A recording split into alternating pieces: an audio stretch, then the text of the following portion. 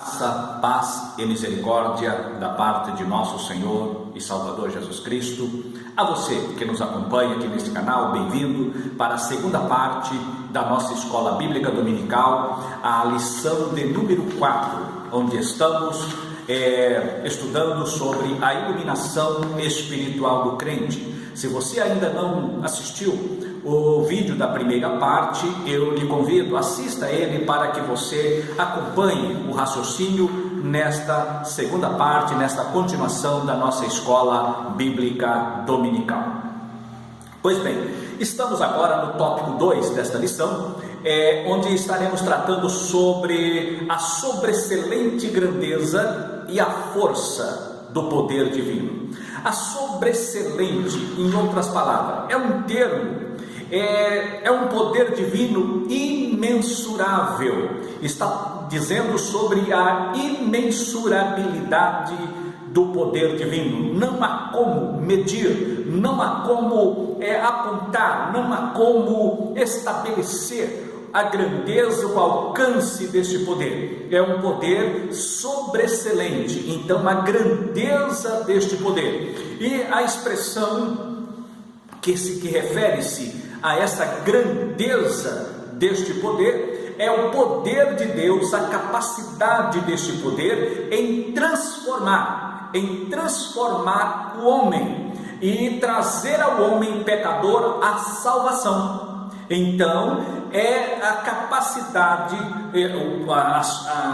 essa sobreexcelente grandeza, é o poder de Deus. Somente o poder de Deus é que pode transformar o homem, salvar o homem, mudar o homem, fazer do homem uma nova criatura.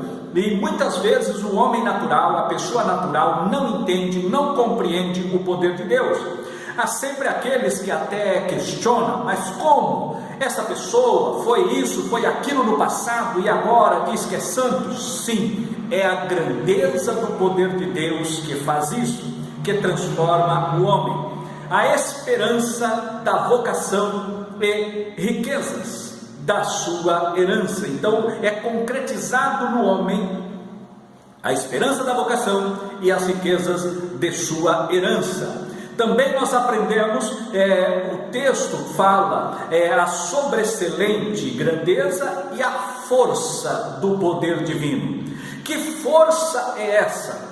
Segundo a operação da força de seu poder. Efésios 1 e o versículo 9 traz aqui essa expressão: segundo a operação da força do seu poder. Então, a operação da força deste poder. Primeiro, nós vemos o poder de Deus, o poder transformador, o poder que transforma o homem, o poder que salva o homem, o poder que muda o caráter do homem.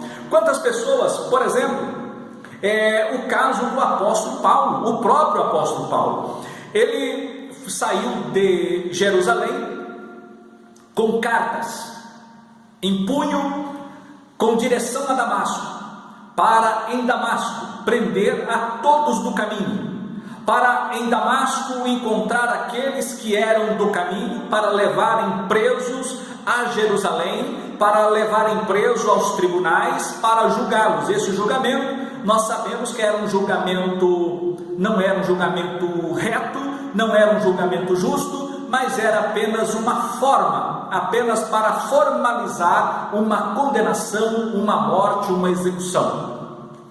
Só que, lá no capítulo 9 de Atos, nós encontramos a passagem onde Paulo, por volta do meio-dia, ele é iluminado com uma luz muito grande e ouviu-se uma voz. Mas quando aquele resplendor que cercou a toda a sua comitiva, o que acontece? Ali está um relato que todos caíram em terra. Essa expressão que caíram em terra foi o próprio poder de Deus que manifestou e eles caíram em terra. E todos não ouviram o som, mas não discerniram a voz. Mas Paulo discerniu, porque o Senhor Jesus falava direto com Paulo: Saulo, Saulo, por que me persegues? Aí, quando ele ouve esta palavra, e Paulo pergunta: quem é, Senhor? Ele diz: eu sou Jesus, a quem tu persegues? E agora, o apóstolo Paulo, ele volta-se, desculpa, ele diz: quem é, Senhor? O que queres que faça? A primeira, quem é? E agora, o que queres que faça? Ele fica cego durante 3 dias, é levado para a cidade, a rua chamada Direita. Deus dá uma revelação para Ananias, só que Deus mostra para Paulo também que um homem, um discípulo por nome Ananias, impunha as mãos sobre ele e ele voltava a ter vista. E isso acontece.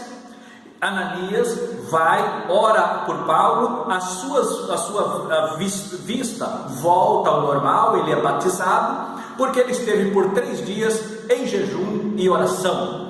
E agora, quando Paulo ele volta à sua visão, ele volta como um novo homem, um caráter mudado, um caráter transformado, que os próprios discípulos temeram em recebê-lo. Os próprios discípulos temeram em ter Paulo juntamente com eles. Então, o Espírito Santo, isso é a força do poder divino que opera, que muda. E Paulo tinha propriedade para escrever isso, porque ele viveu isso na sua pele, no seu dia a dia, no seu ministério. E agora, nós encontramos aqui a força deste poder. A grandeza foi a mudança.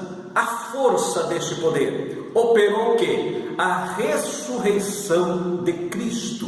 Operou na ressurreição, manifestou na ressurreição e também na ascensão à direita de Deus. E por fim a sua elevação acima de todo o domínio.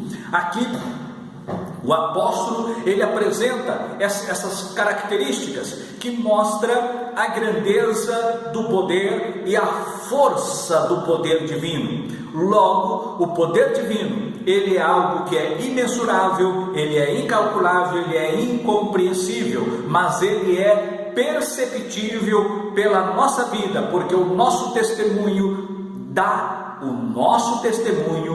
como cristão dá testemunho do poder de Deus atuante e operante em nossas vidas. Por fim, caminhando já para a conclusão desta lição, nós encontramos Cristo como sendo o exemplo de exaltação. Cristo como o nosso exemplo. Primeiramente nós vemos ele como, aqui o comentarista ele apresenta Cristo como a primícia dos que dormem. Depois ele é elevado à direita de Deus e depois a sua soberana, sobremaneira exaltação. Cristo, as primícias dos que dormem. O Novo Testamento, ele descreve a ressurreição de Cristo como obra do poder do Pai. A ressurreição de Cristo é uma obra do poder de Deus. O Novo Testamento declara isso. Isso mostra, irmãos, que o poder de Deus na nossa vida, ele é imensurável. Às vezes, as pessoas, elas se colocam numa situação de pequenez, que não tem nada a ver com humildade. Não tem nada a ver com humildade muitas vezes. A pessoa acha que ela é pequena demais. Ela acha que ela é fraca demais. E que o inimigo pode tudo contra ela, contra a sua vida. Não, meu querido.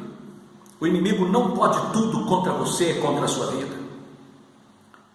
O próprio Jesus disse, quando Pedro ele pergunta, ele queria passar o ensinamento para os seus discípulos. Ele pergunta lá em Mateus, registra esse fato no capítulo 16.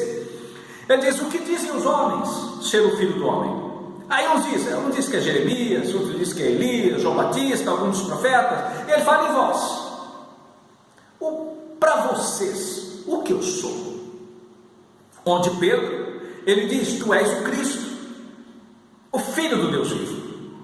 Aí o Senhor fala assim: olha, Simão Barjonas, não foi carne, não foi o sangue que te revelou, mas o meu Pai que está nos céus. Foi isso aí, é obra de Deus, foi revelação, está dentro da lição de hoje, é revelação do Espírito Santo, é revelação do Pai para você. Aí eu também te digo que tu és Petrus, ou seja, lá do grego, eu digo que tu és um fragmento de rocha, e sobre esta pedra, rocha, edificarei a minha igreja, e as portas do inferno não prevalecerão contra ela. Amados, as portas do inferno não prevalecerão contra a igreja de Deus. O Senhor não quer que o cristão saia desafiando os demônios, as forças do mal. Não, Deus não nos chamou para isso. Deus nos chamou para pregar o seu reino, pregar a sua palavra, e a palavra de Deus é que faz a obra, é ela que destrona os impérios das trevas, ela destrói as muralhas, ela destrói o poder do inimigo. É a palavra de Deus, é a operação do Espírito Santo através da sua vida, através da vida da igreja. Se é o Espírito Santo que age em nós, o inimigo não tem poder contra a sua vida. Às vezes o crente ele fica acuado, com medo, temeroso, mas Deus em ti faz a diferença. Verdadeiramente você não pode, o crente não pode de si mesmo, mas Deus em nós faz todas as coisas, toda a diferença. Quando nós encontramos esse texto, nós podemos dar duas aplicações para esse texto. As portas do inferno não prevalecerão contra a minha igreja. Por quê? Primeiro, uma explicação teológica para isso. Até a morte de Cristo, todos que morriam desciam para o seio de Abraão. Mas após a sua morte e ressurreição, ninguém mais desce ao seio de Abraão, mas nós subimos ao paraíso. Aqueles que morrem vão para o paraíso. Tanto é que o ladrão lá da cruz, no último momento da sua vida, ele diz: Senhor, lembra de mim quando entrares ou quando estiveres no seu reino. Ele diz: ainda hoje estarás comigo no seio de Abraão. Não, ainda hoje estarás comigo no paraíso. Então as portas do inferno não prevalecem contra a igreja do Senhor Jesus.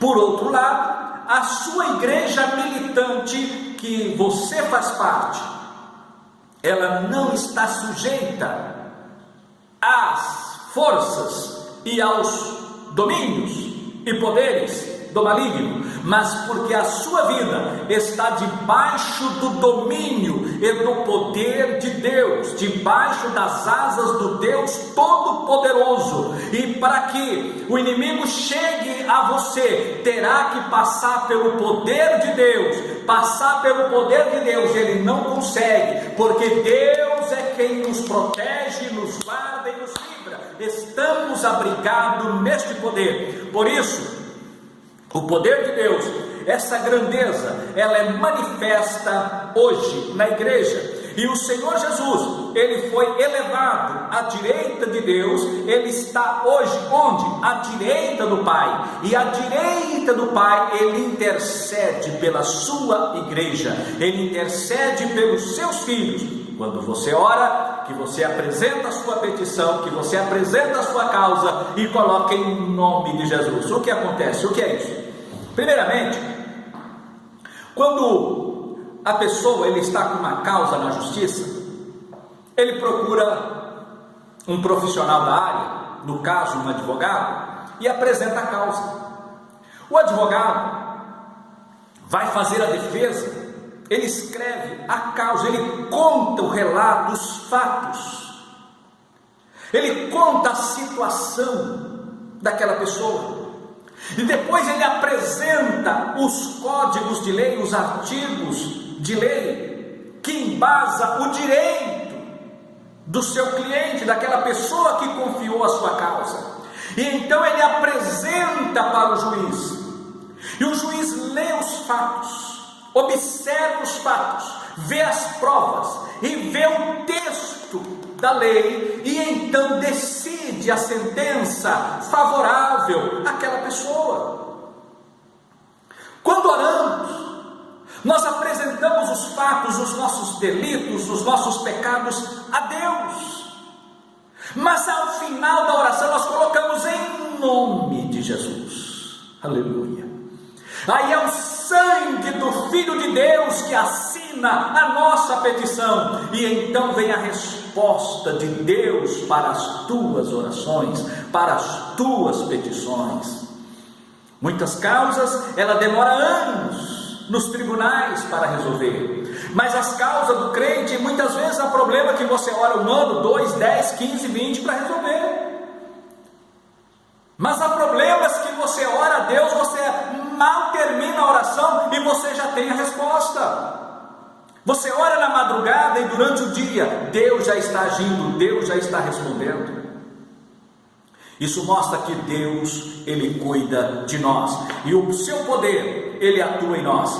Então Ele foi exaltado acima de todo poder, acima de todas as potestades. Ele está acima de tudo, e Ele, acima de tudo, Ele é o cabeça da igreja. A igreja é o seu corpo, e é através da igreja que o Senhor se manifesta e se revela ao mundo. Por isso que somos nós testemunha de Jesus Cristo. Israel é a testemunha do grande Deus Todo-Poderoso, do Yahvé, Jeová, o grande Deus.